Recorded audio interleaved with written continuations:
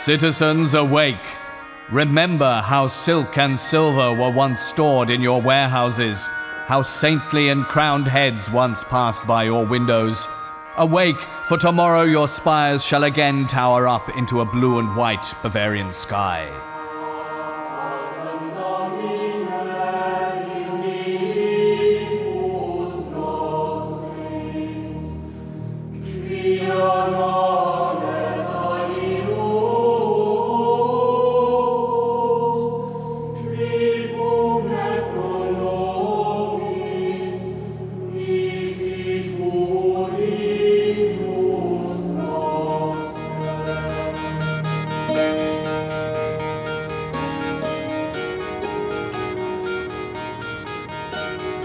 Initially, it's better to leave everything down below.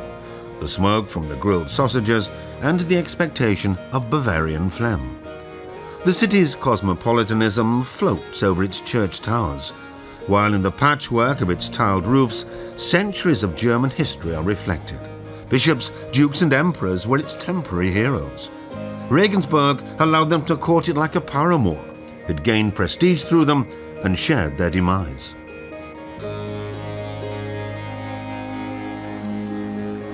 The eighth wonder of the world, or the work of the devil?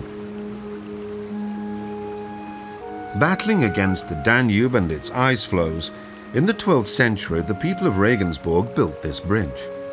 More than 300 meters long and with 16 arches, for a long time it was the only fortified crossing between Ulm and Vienna.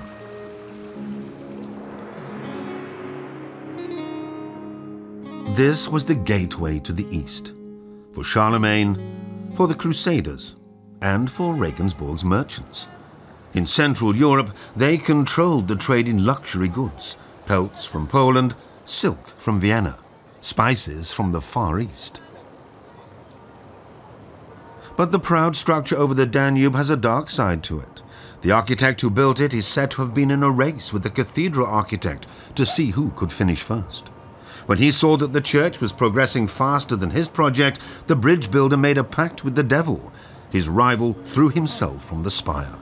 This is just one legend from the city of many saints.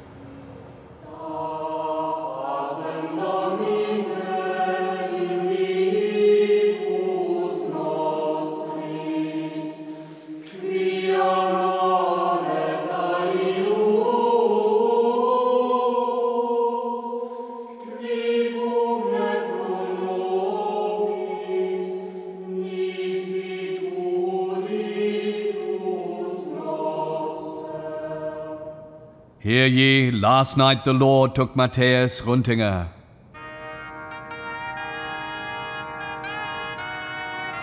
He leaves behind 18,000 guilders and stores that are full. He was a town councillor and represented Regensburg's commercial interests in Venice, where he purchased velvet and Baghdad silk, along with sacks of figs and green pepper. Only recently he returned home with 2,000 bullseye panes.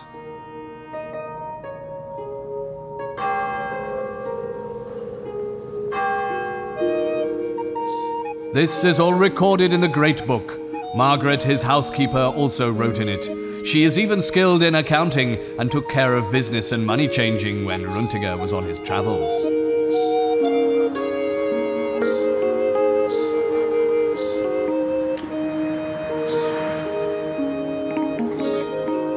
Whene'er we walk dry-footed over the cobblestones which municipal architect Runtinger had laid, we shall remember him. May God rest his soul.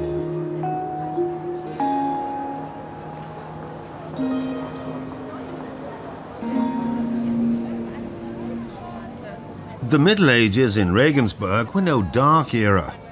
Around 1200, the town already had 20,000 inhabitants. It bought, bartered and stored. Cloth arrived from Brabant, weapons left for St. Petersburg. Payment was made in Nuremberg white coinage, Peter's pence from Brussels or Turkish guilders. Regensburg's narrow streets are full of international flair. 60 or 70 local families who had gained riches and honours through trading far and wide controlled the fortunes of the city. Names like those of the Runtingers were set in stone. Oriels bulged like sacks of money, and mercantile self-assurance soared.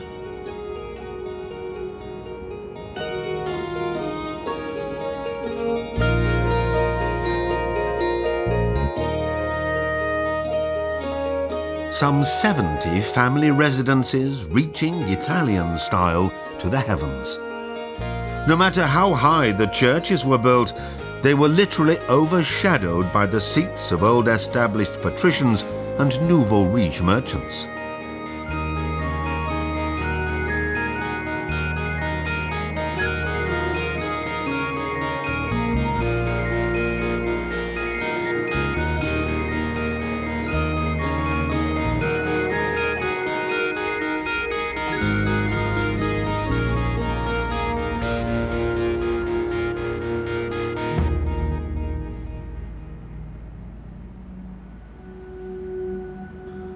Where to begin in a town so many saintly figures came to, some staying, others merely passing through, and where the number of monasteries and convents, not to mention taverns, surpasses everything?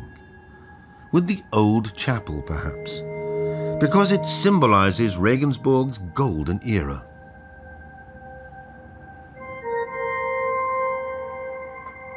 Originally built in the Middle Ages, in the 18th century it was made Baroque, as if the aim were to curb the strong force of Protestantism with Rococo exuberance.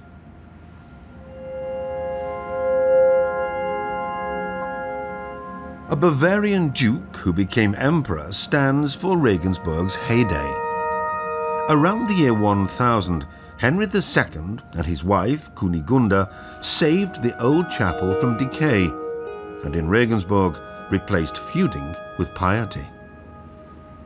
Under Henry and Kunigunda, the eternal conflict between Bavarian claims to supremacy and the Holy Roman Empire was resolved, albeit temporarily, under one crown.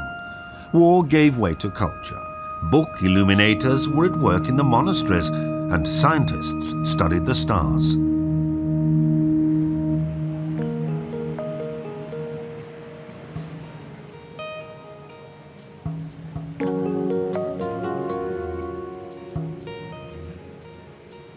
Today, Bavaria is omnipresent.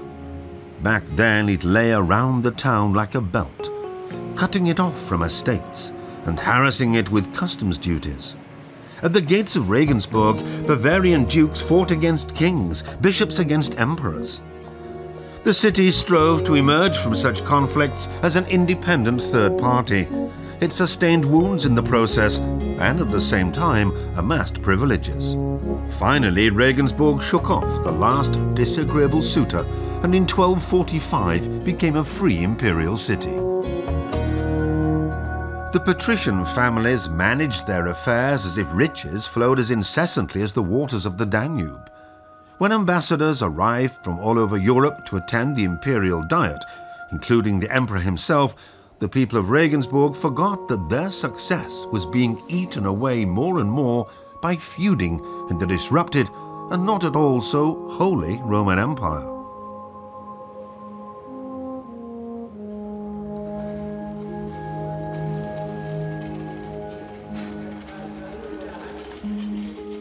See her run, sweet Barbara, the daughter of Plumberger the girdler.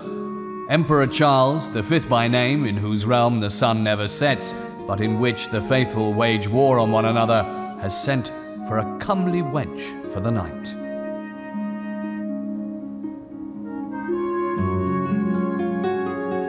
She will bear the emperor a child. The bastard will be taken from her and raised in Spain to be a hero. Only from battle songs will the lovely Barbara learn that her son has saved the West from the Turks. Don Juan of Austria, the victor of Lepanto, Barbara's son and a scion of Regensburg. Ever since 1400, Regensburg has lived from memories. The merchant families either died out or moved. Trade sought other routes. New towns and cities emerged. Only the imperial diet gates continued to lend a dull luster to the charming shell. For 150 years, from 1663, ambassadors met in Regensburg.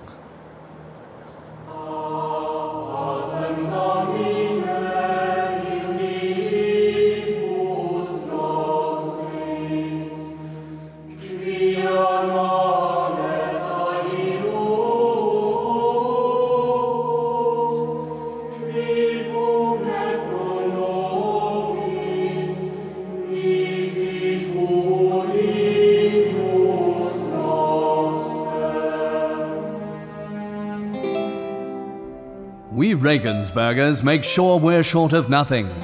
Magnificent tapestries, Flemish gobelins, confectionery tables.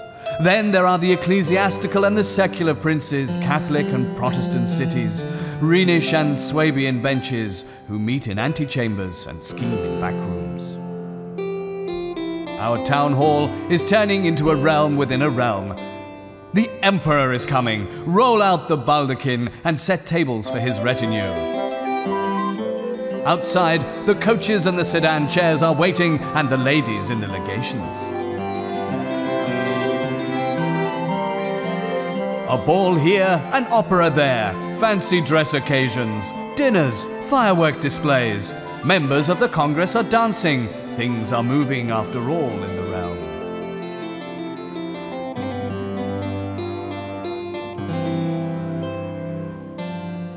And the next day, each atones in his own way.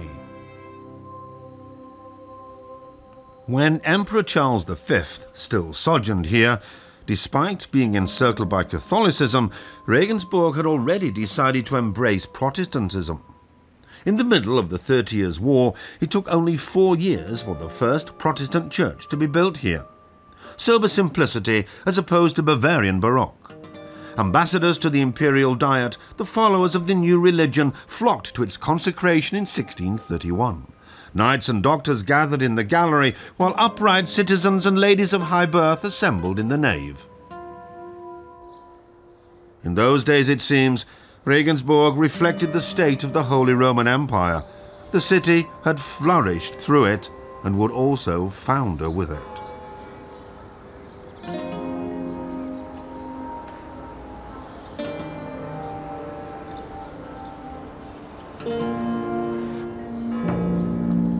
On the narrow patch of land behind the Church of the Holy Trinity stands a Baroque testament to eternity.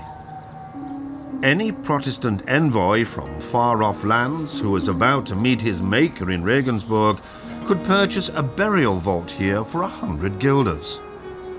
Space was in short supply. A book contains the names of high-ranking personages. With their memento mori, the coffin lid also fell shut on the town.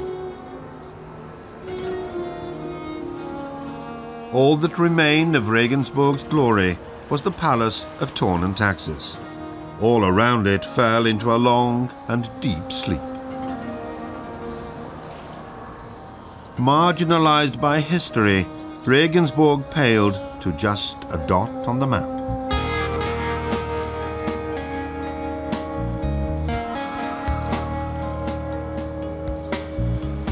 But suddenly we awoke, shook off the dust and looked in the mirror. Now once again we stand tall, towering up into an oft-times blue and white Bavarian sky, young, colorful and beautiful.